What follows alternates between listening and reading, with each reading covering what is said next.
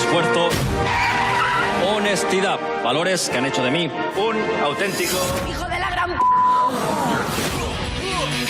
¿Quieres que renuncie a todo? Yo renuncio a mandarte a la cárcel, quid pro quo. La actriz zaragozana Alexandra Jiménez se mete en la piel de Candela, una profesora que pasa de un elitista colegio de Madrid a las aulas de un instituto del barrio donde nació con alumnos en riesgo de exclusión social.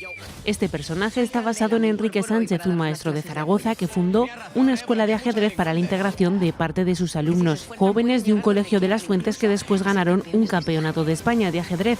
El director aragonés Nacho García Velilla lleva ahora esta historia a la gran pantalla, rodada en Madrid y en Zaragoza con escenarios como el barrio de la Magdalena, la calle Alfonso o el edificio Paraninfo. El film se estrenará el próximo 12 de abril. Menudas Piezas cuenta con la colaboración de Aragón Film Comisión y Aragón TV. Aragón TV con el cine aragonés.